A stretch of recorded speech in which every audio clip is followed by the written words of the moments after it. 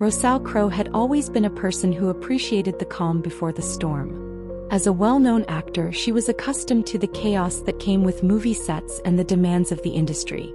But today, as she stood on the busy streets of Brooklyn Heights, there was an unsettling feeling in her chest. She had brought Buddy, her loyal dog, with her for what was supposed to be a simple walk to help her get into character. Little did she know, this walk would lead to a series of events that would test her strength and resolve in ways she never expected. It started innocently enough. Buddy was sniffing around, wagging his tail as Rousseau prepared for her next scene. But things quickly took a dark turn when a group of rough-looking bikers entered the local cafe. The tension in the air was palpable, and Rousseau couldn't shake the feeling that something was wrong. She tried to stay calm, but as the bikers made a point of staring at her and Buddy, the situation became more sinister. One of the bikers, a tall man with tattoos covering his arms, approached and asked if he could feed Buddy a sausage. Rousseau, ever the animal lover, agreed, unaware of the danger lurking in the food. Buddy devoured the sausage, but within minutes he began to stagger, his body collapsing onto the ground. Panic set in as Rousseau tried to help him, but Buddy's breathing became labored and his body was starting to seize. Rousseau rushed Buddy to the nearest veterinary clinic, her heart pounding in her chest. As she arrived at the clinic, she was met by Dr. Harper, a calm and professional veterinarian who quickly took charge of the situation. "We need to get him stabilized immediately," Dr. Harper said, her tone firm and reassuring.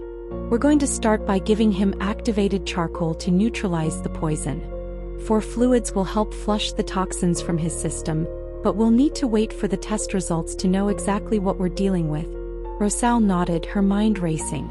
The thought of losing Buddy was unbearable. "Do whatever you need to do," she said, her voice thick with emotion. "Just save him." As Dr. Harper and her team worked to stabilize Buddy, Rousseau was ushered into the waiting room. The sterile smell of the clinic, the soft hum of machines, and the quiet conversations of other pet owners did little to calm her nerves. The waiting room clock ticked relentlessly, each second feeling like an eternity. Rousseau tried to distract herself by pulling out her phone and dialing the director's number. The conversation was brief, but the weight of the situation hung heavily between them. "Rousseau, take care of Buddy," the director said. "We'll reschedule everything. But document everything for insurance and legal reasons." She hung up, her thoughts turning to the worst-case scenario. If Buddy didn't survive, the film production would have to face delays and, worse, legal action against whoever was responsible. She immediately arranged for the film's dog keeper to come to the clinic to ensure everything was documented properly. The minutes stretched on, and Rousseau found herself grappling with a growing sense of helplessness. What had started as an innocent walk had spiraled into a nightmare, and somewhere out there the person responsible for this was still free. Her jaw clenched with a quiet fury. She had always been a peaceful person, one who avoided confrontation. But in this moment, as she waited for news about Buddy, she couldn't help but feel a burning desire for justice. No vengeance. At 1:42 p.m., Dr. Harper emerged from the treatment area, a clipboard in hand. Her face was serious but not grim, which Rousseau took as a hopeful sign. The doctor sat beside her, offering a small but reassuring smile. "Rousseau," Dr. Harper began, "I have the results from the blood tests. Buddy is stable for now, but he's not out of the woods yet." Rousseau's heart raced. "How is he? Is he going to be okay?" Dr. Harper nodded slowly. The tests revealed a combination of substances in his system, traces of a powerful narcotic and chemicals similar to rat poison. "It's a lethal combination, but we caught it early. The activated charcoal has helped neutralize much of the poison, and the 4 fluids are flushing his system. We've started him on antidotes for the toxins." The weight of the revelation hit Rousseau like a punch to the gut. This wasn't an accident. It was an attack, and it had been intentional. Who could do something like this? Rousseau whispered, her voice shaking with both rage and disbelief. Dr. Harper sighed. "We don't know yet, but we're doing everything we can. Buddy's prognosis is good as long as there are no complications. We'll keep him under observation for 24 hours. Relief washed over Rousseau, but the anger still simmered beneath the surface. As she processed the news, the dog keeper arrived, looking visibly distressed.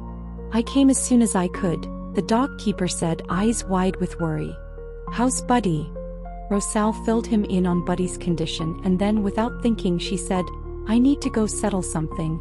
The dog keeper raised an eyebrow. "Where are you going?"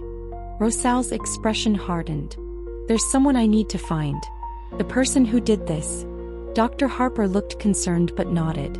"Take care of what you need to, but Buddy's in good hands. We'll be here if anything changes." With a final glance at Buddy, Rosal turned and walked out of the clinic, her determination clear.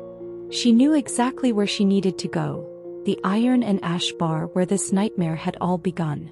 The streets of Brooklyn Heights felt different now, as if the entire neighborhood had been marked by what had happened. Rosal's mind was laser-focused as she approached the bar, her steps purposeful, her anger building with each one. As she neared the entrance, she observed the bikers from earlier, still causing trouble, still a threat to everyone around them. Rosal's instincts as an actress kicked in. She needed more information before taking any action. She approached a nervous employee sweeping the entrance. "They've been here for months," the employee said quietly when Rosal asked. "It's getting worse." Rosal's anger only grew. "You shouldn't have to put yourself in danger like this," she said. "Get out of here. You don't have to let them do this to you." Before the conversation could continue, police sirens wailed in the distance. Rosal's phone buzzed. Sheriff Hank Morrison was on the line. "Don't do anything rash," Hank said. "We're on our way." Rosal's relief was palpable. She trusted Hank to handle the situation, and as she hung up, she knew the bikers' reign of terror was coming to an end.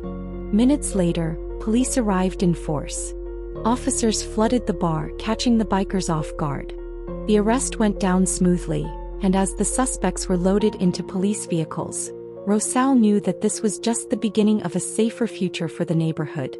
As the chaos was subdued, Rosal stepped back, content in the knowledge that the threat was neutralized, and that Buddy's recovery would be the next priority. The journey wasn't over, but it had taken a pivotal turn for the better. Later, as she sat in the clinic beside Buddy, watching him recover, Rosal reflected on how this experience had changed her. What had started as a simple walk had led her to fight for justice, not just for Buddy but for the entire community. And in doing so, she had forged an unbreakable bond with her four-legged co-star. The next day, as she returned to set, Rosal knew that their shared experience would make their on-screen chemistry more authentic and more meaningful than ever before. The hours that followed Rosal Crowe's dramatic confrontation with the bikers were a blur. Despite her outward calm, her thoughts were a whirlwind. Sitting in the clinic beside Buddy, Rosal scrolled through her phone, her fingers trembling slightly. Her face was plastered across entertainment news sites. Headlines like "Rosal Crowe takes on biker gang to save beloved dog" dominated the feeds. While the attention was something she'd grown used to as a Hollywood actor, this time it felt invasive. Rosal put her phone down, focusing instead on Buddy. His chest rose and fell in steady rhythm now, but every once in a while, a slight tremor reminded her of how close she had come to losing him. She gently stroked his fur, her mind made up. Whoever had done this would face justice, but it wouldn't just stop with the bikers. Her thoughts were interrupted when her phone buzzed. It was Sheriff Hank Morrison again. "Rosal," Hank's deep voice came through, "we've got some intel. The bikers we apprehended are part of a larger ring. They're running an illegal operation, not just drugs but also animal smuggling. We've linked them to other poisonings in the area." Rosal's grip on the phone tightened. So Buddy wasn't random? Unlikely. They've been targeting pets to intimidate locals. You might have gotten their attention without realizing it. Rosal's stomach churned. "What do you need from me?" Hank hesitated. "We've got enough to hold the bikers, but to take down the ring we need evidence. You're the only person who's seen their faces up close. If you're willing, you could help us identify their ringleader." Rosal's pulse quickened. The idea of diving deeper into danger was daunting, but she nodded as if Hank could see her. "I'll do it," she said resolutely. Buddy stirred slightly, letting out a faint whimper. Rosal leaned down, her resolve hardening. "We'll stop them, Bud," she whispered. 2 days later, Rosal found herself in an unmarked police car parked outside a decrepit warehouse on the outskirts of Brooklyn. Buddy was recovering well under Dr. Harper's care, but Rosal felt a pang of guilt leaving him behind. Sheriff Morrison's team had pieced together enough evidence to lead them here, and Rosal had insisted on being part of the operation. "You're sure about this?" Hank asked from the driver's seat, his tone serious. "Absolutely," Rosal replied, adjusting the earpiece the officers had given her. "If my testimony can help shut this down, I'm all in." "All right. Stay close to the team and follow their lead." Hank's tone softened slightly. "And Rosal, be careful." The team moved in silently, their dark uniforms blending with the shadows of the warehouse. Rosal's heart raced as they entered through a side door, the stale air inside thick with the scent of oil and decay. The faint hum of machinery echoed in the cavernous space, punctuated by muffled voices from a nearby room. As they approached, the team leader gestured for everyone to halt. Rosal peeked around the corner and saw them.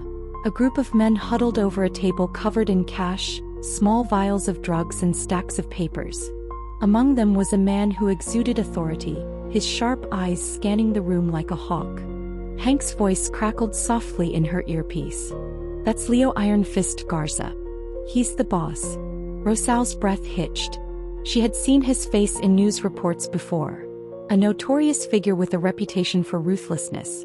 Her resolve wavered for a moment, but the memory of Buddy's collapse steeled her nerves. The officers sprang into action, their coordinated movements swift and precise. "MAD. Hands in the air." Chaos erupted. The suspects scrambled, some reaching for weapons, but they were no match for the well-prepared officers. Rosal stayed back as instructed, watching the scene unfold with a mixture of fear and satisfaction. In the aftermath, as the suspects were cuffed and led out, Hank approached her. "You did good, Rosal. Thanks to you, we've got enough to dismantle their entire operation." Rosal allowed herself a small smile. "I just did what I had to." Later, back at the clinic, Rosal reunited with Buddy, who greeted her with a wagging tail and a soft bark. She knelt beside him, tears of relief streaming down her face. "We did it, Bud," she whispered. "They'll never hurt anyone again." As Buddy licked her hand, Rosal realized that this ordeal had changed her. She wasn't just an actor anymore. She was an advocate, a fighter for justice. And as she returned to the set the next day, she knew that her performance would carry the weight of everything she'd endured. Her story, both on screen and off, was far from over. As the sun began to rise over Brooklyn Heights, Rosal Crowe sat at her kitchen table, nursing a cup of lukewarm coffee. The events of the past week played on a loop in her mind. The bikers, the poisoned sausage, and the raid on the warehouse. Though the operation had been a success, she couldn't shake the lingering unease that came with knowing the danger had been so close to home. Buddy lay at her feet, his body still recovering from the ordeal but his spirit as lively as ever. He wagged his tail every time Rosal glanced down, a reminder of why she had fought so hard. She reached down to scratch behind his ears, her voice soft. "You're a fighter, Bud. Just like your mom." The knock at the door startled both of them. Rosal's heart leapt into her throat as Buddy barked protectively. She peered through the peephole to find Sheriff Hank Morrison standing on her stoop, a thick manila folder in his hand. His expression was serious but not grim, which she took as a good sign. "Morning," Hank said as she opened the door. "I've got some updates for you." Rosal stepped aside to let him in, motioning for him to take a seat. Hank set the folder on the table and leaned back, his hands clasped. "First off, Buddy's test results came back clean," he began. "No long-term damage. He's one lucky pup." Rosal let out a breath she hadn't realized she was holding. "That's the best news I've heard all week." Hank nodded. "But there's more." The raid at the warehouse uncovered a treasure trove of evidence. Financial records, correspondence, even a ledger detailing their activities. "We've linked the group to a multi-state operation involving drugs, animal smuggling and intimidation tactics." Rosal's jaw tightened. "And the bikers?" "Still in custody. Leo Garza's facing enough charges to put him away for life." "But Rosal, this thing, it's bigger than we thought." Garza was just one piece of the puzzle. She frowned, her fingers tightening around her coffee mug. What do you mean? Hank opened the folder, pulling out a photograph of a sleek, nondescript yacht docked in an upscale marina. This is the Mariposa. We believe it's being used to transport high-value assets, including exotic animals, to buyers overseas. The raid gave us enough to pursue this lead, but it's going to take time. And we might need your help again. Rosal leaned back, her mind racing. She had thought the ordeal was over, but now it seemed like it was only the beginning. What kind of help? Hank hesitated. The operation is based in high-profile circles. Celebrities, politicians, business moguls. People you'd know, people who might trust you. Your name alone could get us into places we couldn't otherwise reach. Rosal's stomach churned. The idea of putting herself in danger again was daunting, but the memory of Buddy lying helpless on the ground was still fresh. If it means stopping them, I'll do it, she said firmly. 2 weeks later, Rosal found herself stepping off a private jet in Miami, the warm breeze ruffling her hair. She had been briefed extensively by Hank and his team, every detail of her cover story meticulously planned. To the outside world, she was simply Rosal Crowe, A-list actress taking a much-needed vacation. But her real mission was far more dangerous. The Mariposa was hosting an exclusive charity gala that evening, an event so exclusive that attendance alone would raise eyebrows. Rosal's invitation had been arranged through a trusted intermediary, a well-known philanthropist who had no idea of the yacht's darker purpose. Dressed in an elegant black gown and clutching a glass of champagne, she mingled with the glittering crowd, her eyes scanning for any sign of suspicious activity. It didn't take long. In a dimly lit corner of the deck, she spotted a man who matched the description of Eduardo Vega, a wealthy shipping magnate suspected of being one of the operation's financiers. Rosal's heart pounded as she approached, her actress's mask firmly in place. Mr. Vega, she said, her voice smooth and confident. I've heard so much about your work. Rosal Crowe. Vega's eyes narrowed slightly, but he offered a polite smile and took her hand. Miss Crowe. A pleasure. And what brings you to this little gathering? Rosal leaned in slightly, lowering her voice. Let's just say I'm always interested in meeting influential people. Especially those who know how to keep things discreet. Vega's smile widened, but it didn't reach his eyes. Discretion is an art form, wouldn't you agree? She held his gaze, the tension between them palpable. Before he could probe further, a commotion near the entrance drew their attention. Rosal turned to see Hank, dressed as a waiter, signaling subtly from across the room. It was the prearranged sign. They had what they needed. Rosal excused herself gracefully and made her way toward the exit, her heart racing. She had played her part, and now it was up to Hank and his team to bring the operation down. As she stepped onto the dock, the cool night air filled her lungs, a wave of relief washing over her. The takedown of the Mariposa was swift and decisive. News outlets were flooded with reports of the raid, the arrests, and the dismantling of the smuggling ring. Rosal's involvement was kept out of the headlines, just as she had requested. Her work was done, and she was ready to return to a quieter life, or as quiet as life could be for a Hollywood star. Back in Brooklyn Heights, Rosal found herself once again at the clinic, this time for a routine checkup for Buddy. Dr. Harper greeted her with a warm smile. You've been busy, the veterinarian said, her tone teasing. Rosal laughed softly, scratching Buddy behind the ears. Let's just say we've had our share of adventures. As Buddy wagged his tail, Rosal felt a deep sense of gratitude. The past few weeks had been some of the most challenging of her life, but they had also shown her what she was capable of. She wasn't just an actress. She was a fighter, a protector, and someone who could make a difference. As she and Buddy walked home, the streets of Brooklyn Heights felt a little brighter, a little safer. And though the scars of the ordeal would remain, Rosal knew one thing for certain. Together she and Buddy could face anything.